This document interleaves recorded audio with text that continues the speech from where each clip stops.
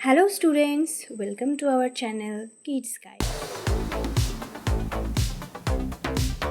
তো আজকে আমি তোমাদের ক্লাস 7-এর হিস্ট্রির সেকেন্ড সামেটিভের জন্য একটা কোয়েশ্চেন পেপার রেডি করেছি। এটার 4th চ্যাপ্টার অর্থাৎ দিল্লি সুলতানি যে চ্যাপ্টারটা আছে, তুর্ক আফগান শাসন বিষয়ে যে চ্যাপ্টারটা আছে 4th অধ্যায়, সেই অধ্যায়ের প্রশ্ন বা সাজেশন আজকে আমি তোমাদের সাথে শেয়ার করব। তো প্রথমেই আমি 1 মার্কেরগুলো বলছি, দেন 2, দেন 3 অ্যান্ড দেন 5। তো লেটস স্টার্ট। প্রথমেই 1 মার্কের জন্য আমি এখানে দিয়েছি বান্দা শব্দের অর্থ কী, এটা 1 মার্কের। সেকেন্ড আসছে খুতবা কথার অর্থ কী, খুতবা কথার অর্থ কী। থার্ড সুলতাল, আচ্ছা এখানে সুলতাল হয়ে গেছে, এটা সুলতান হবে। সুলতান রাজিয়ার মৃত্যু কবে হয়, এটাও 1 মার্কের। ফোর্থলি আছে আলাউদ্দিন খলজির সময় দিল্লি আক্রমণ হয় কত খ্রিস্টাব্দে, এটাও 1 মার্ক। বিজয়নগর শহরটি, আচ্ছা এটা শূন্যস্থানটা একসাথে দিয়ে দিয়েছি, শূন্যস্থান বেশি নেই, একটা কিংবা দুটো আছে, তো তার জন্য আমি 1 মার্কের মধ্যে এটাকে রেখেছি, এটাতে কোনো প্রবলেম হবে না। তো এটা হচ্ছে বিজয়নগর শহরটি ড্যাশ প্রাচীরে ঘেরা ছিল। তো তারপর আসছে বন্দেগান ই চিহলগানি কথার অর্থ কী, 1 মার্ক। দিল্লির কোন সুলতানকে পাগলা রাজা বলা হয়, এটাও 1 মার্কের। আমির কাকে বলে, 1 মার্কের। ইসলাম জগতের প্রধান শাসক কে ছিল, দেন দিল্লির প্রথম মহিলা সুলতানকে, সুলতান কথার অর্থ ড্যাশ, এই একটা শূন্যস্থান, এই একটা শূন্যস্থান আর এই একটা শূন্যস্থান, তো দুটো শূন্যস্থান আছে বলে আমি আর আলাদা করে এটাকে অন্য কোনো প্যাটার্নের মধ্যে রাখিনি, 1 মার্কের মধ্যে ঢুকিয়ে দিয়েছি। নেক্সট 1 মার্ক এখানেই শেষ। এবার আমি 2 মার্ক আলোচনা করব। উলাক ও দাওয়া কি, ভালো করে শুনবে, উলাক ও দাওয়া কি, 2 মার্কসের। নেক্সট তিমার কি, 2 মার্কসের। নেক্সট ইক্তা ব্যবস্থার সম্পর্কে আলোচনা করো, এটা 3 মার্কসেও আসতে পারে, আবার 2 মার্কসেও আসতে পারে। নেক্সট উমেলা কি, এটাও 2 মার্কসের। চৈতন্য ভগবত গীতা কে লেখেন, জিজিয়া কর কি, এটা 2-3তেও 3 মার্কসেও আসতে পারে, আবার 2 মার্কসেও আসতে পারে। এটা যখন 2 মার্কস হবে তখন 1+1ও দিতে পারে, আবার 3 মার্কস হলে 1+2 দিতে পারে। তো এখানে আমি 2 মার্কসের মধ্যে কেন রেখেছি, কারণ দিতে পারে 2 মার্কসেও আসতে পারে, তো সেক্ষেত্রে আমি এটাকে 2 মার্কসের মধ্যেই রেখেছি।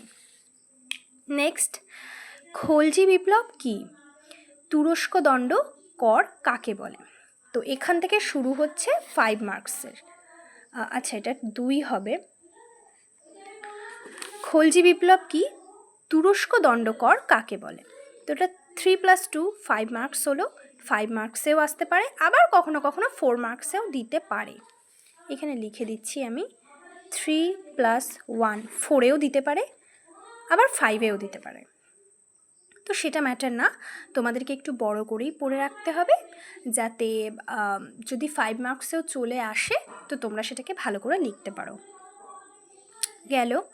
এবার আসছে আলাউদ্দিন খলজি কিভাবে মুঘল আক্রমণে মোকাবেলা করেন, এটা কারেক্ট 5 মার্কসের, এইটা 5 মার্কসের খুব ভালো করে তৈরি করবে, সম্ভাবনা আছে আসার। আলাউদ্দিন খলজি অর্থনৈতিক সংস্কারগুলি আলোচনা করো, এটাও 5 মার্কসের, এটাও ভালো করে পড়ে রাখবে।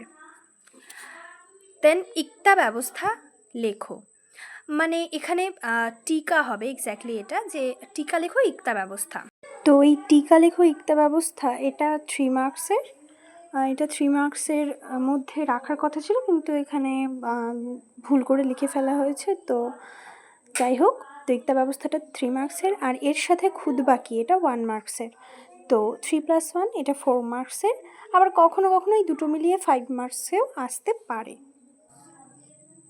দেন দাগ ও হুলিয়া কি?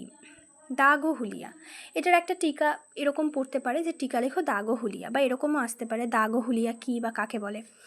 যে কোনো কিছুই 3 মার্কসের আসতে পারে। আর লাস্টলি, কে কত খ্রিস্টাব্দে বিজয়নগর রাজ্য প্রতিষ্ঠা করেন? আচ্ছা, এটা 2 মার্কসের, এটা ওদিকে মানে 2 মার্কসে ঢোকানো হয়নি। তো ঠিক আছে, তোমরা অ্যাডজাস্ট করে নিও।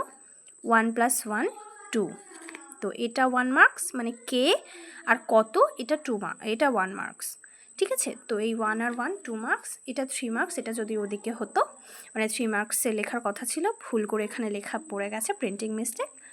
তো এই হচ্ছে আজকের আমাদের সাজেশন পেপার।